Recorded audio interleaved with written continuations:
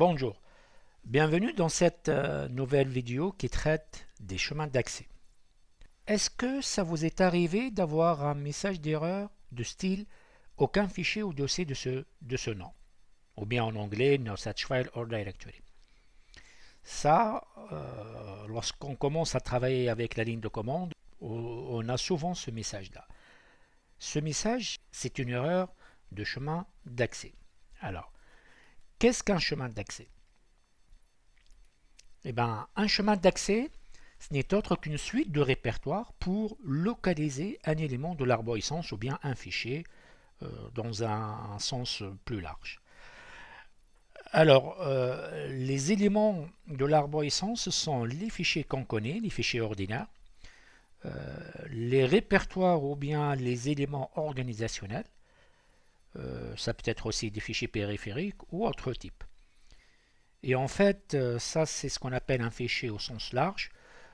Et ça c'est un concept qui a été défini lors de l'écriture des systèmes d'exploitation Unix. C'est un principe qui traite tout ce qui est ressources comme étant des fichiers.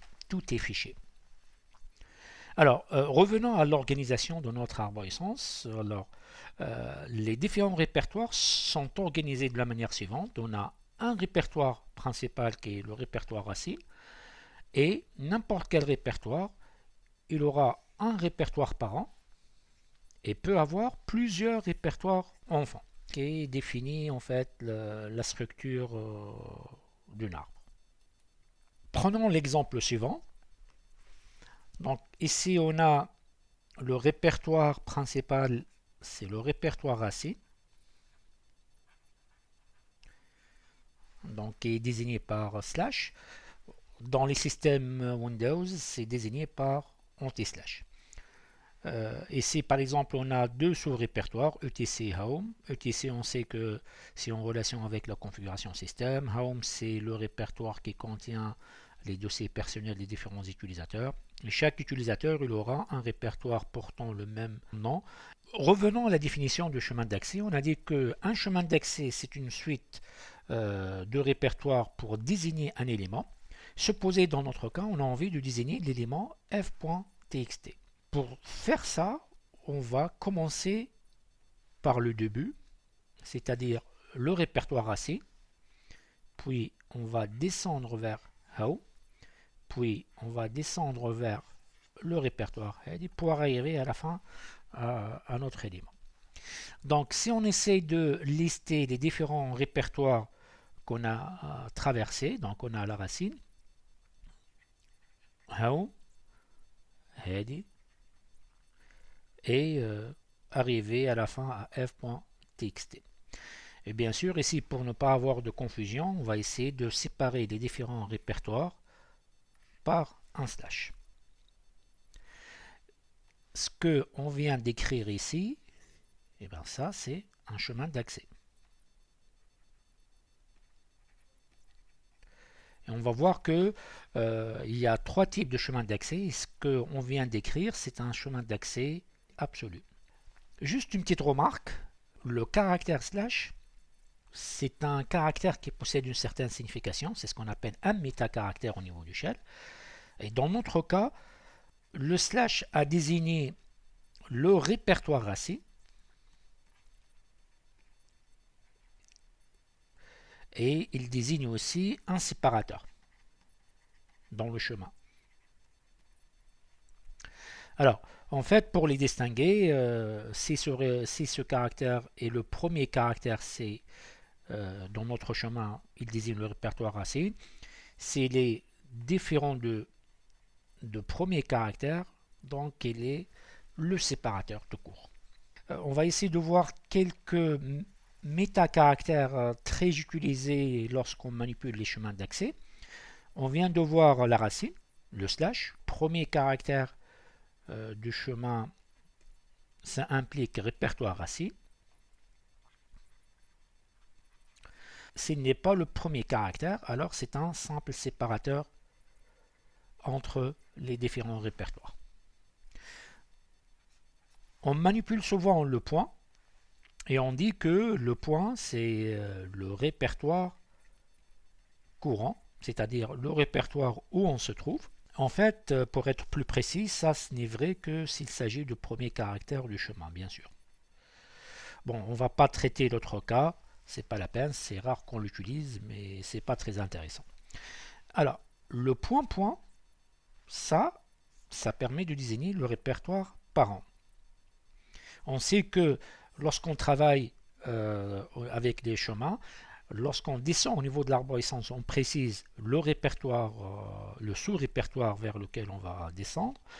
Et si on remonte au niveau de l'arborescence, on précise point pour dire qu'on va remonter vers le répertoire parent. Il y a aussi un autre métacaractère utilisé, c'est le caractère tilde. Et ben, ça permet de désigner le répertoire personnel. On a dit tout à l'heure que chaque utilisateur il dispose d'un répertoire qui porte son nom sous /o. En fait, ça c'est le répertoire personnel. Et au niveau de l'utilisation, en général, on l'utilise soit on écrit tilde le nom d'utilisateur et on complète notre chemin d'accès. Et dans ce cas, c'est relatif au répertoire personnel de l'utilisateur en question. Et bien, parfois on trouve tilde slash et on ne précise pas le nom d'utilisateur. Ça, c'est équivalent à écrire tilde le nom d'utilisateur en cours, c'est-à-dire l'utilisateur qui est en train de travailler actuellement. Il existe 3 types de chemins d'accès. En fait, n'importe quel élément de l'arborescence peut être désigné soit en utilisant un chemin absolu ou un chemin relatif ou un chemin relatif par rapport au répertoire personnel. Et les 3 chemins sont équivalents. Lequel à utiliser en général, c'est en général le plus simple ou bien le plus court au niveau d'écriture. Et parfois, le chemin absolu c'est plus court, dans d'autres cas, c'est le chemin relatif, et dans d'autres, c'est le chemin relatif au répertoire personnel. Mais, quelle est la différence entre ces 3 chemins? Eh bien, la différence dépend du point de départ ou bien du répertoire de départ. Eh bien, lorsque on utilise un chemin absolu, eh bien, le répertoire de départ, c'est le répertoire racine. Pour le chemin relatif, le point de départ, c'est le répertoire courant. Et pour déterminer où vous êtes, ou bien quel est le répertoire courant à ce moment-là, il y a la commande pwd. Pour le chemin relatif par rapport au répertoire personnel, comme le nom l'indique, c'est le point de départ, c'est le répertoire personnel. Et chaque utilisateur, il dispose d'une variable d'environnement, home, dans laquelle on va retrouver le répertoire personnel qui est en général, /home, / le nom de l'utilisateur, le nom de login de cet utilisateur. Il y a une question qui se pose, si on a un chemin d'accès, comment déterminer s'il s'agit d'un chemin absolu, relatif ou bien relatif par rapport au répertoire personnel? Eh bien, il faut regarder le premier caractère. Comme on vient de dire, si le premier caractère est égal à la lettre /, alors forcément c'est un chemin absolu. S'il est égal au caractère tilde, c'est un chemin relatif par rapport au répertoire personnel d'un utilisateur bien déterminé. S'il est différent de / et différent de caractère tilde, alors dans ce cas-là, c'est un chemin relatif. Alors, passons à la manipulation. Je vais vous présenter l'arborescence avec laquelle on va essayer de faire la manipulation. On a le répertoire racine, etc et how. On a le fichier PassWD, c'est un fichier de configuration système dans lequel on trouve les informations sur les utilisateurs. Juste, on va l'utiliser pour la désignation et l'utilisation des chemins d'accès. Et sous notre répertoire personnel, on va essayer de créer cette petite arborescence manip. Donc on s'est habitué à créer un répertoire manip dans lequel on va faire les manipulations. ça va être notre répertoire courant. C'est-à-dire on va commencer par créer ce répertoire et se déplacer vers ce répertoire-là. Donc ici, j'ai bien fait la distinction entre répertoire personnel et répertoire courant pour bien illustrer la différence entre les différents chemins d'accès. Juste une petite remarque, le répertoire personnel, ça ne change jamais.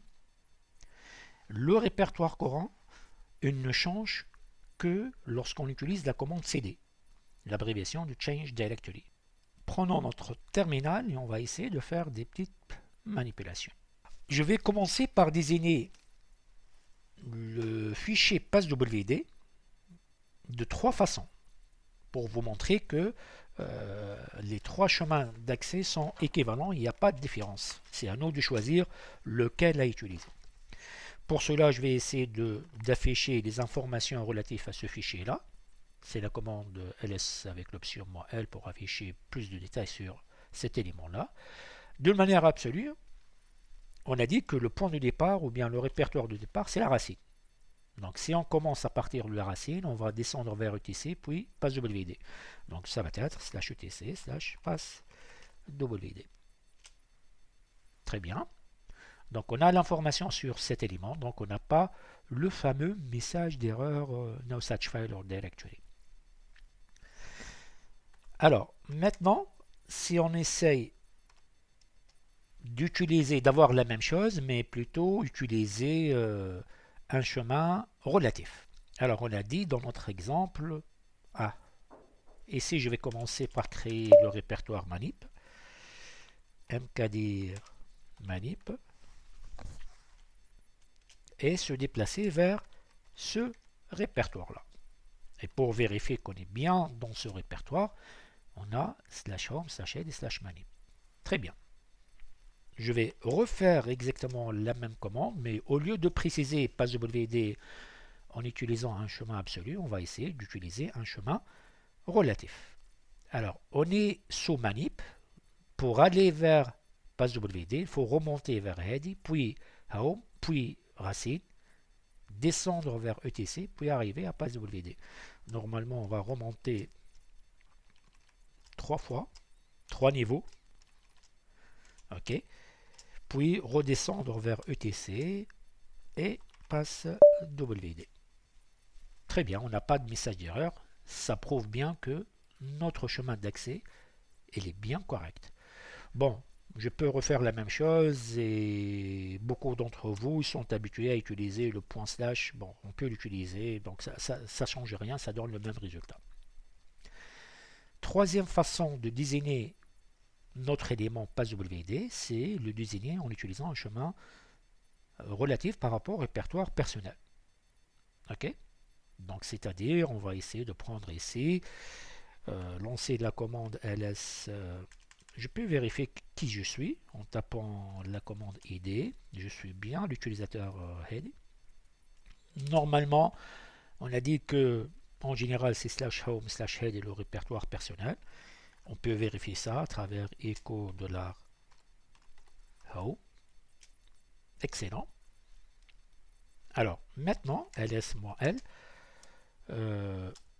tilde, puisque je suis l'utilisateur en cours, l'utilisateur courant c'est bien head, et on peut mettre directement tilde slash, donc ça référencie /home /head, donc point pour remonter vers home, point, puis descendre vers etc et passwd. C'est-à-dire on va remonter de 2 niveaux, descendre vers etc et vers passwd.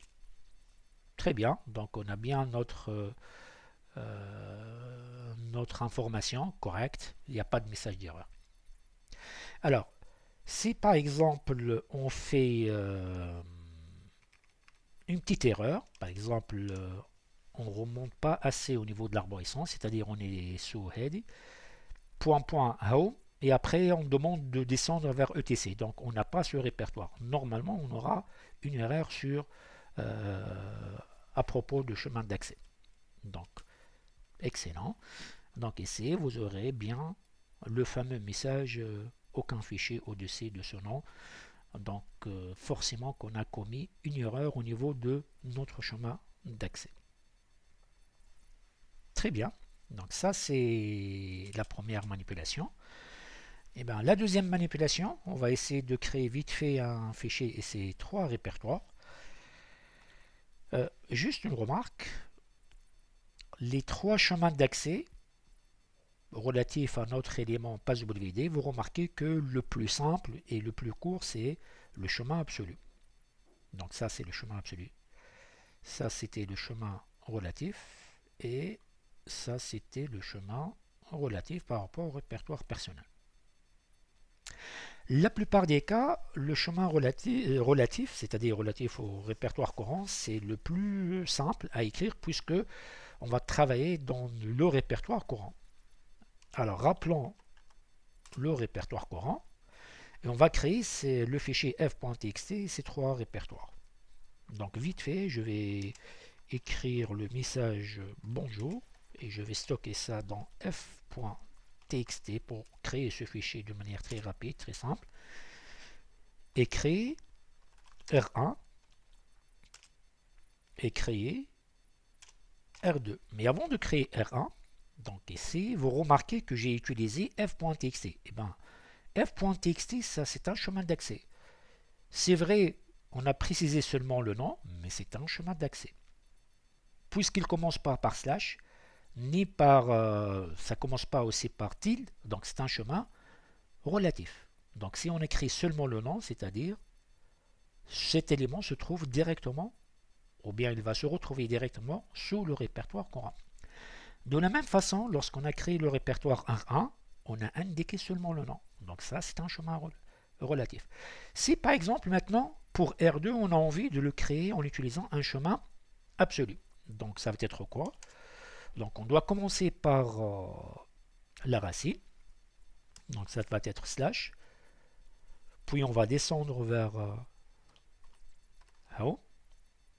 Puis heady. Manip.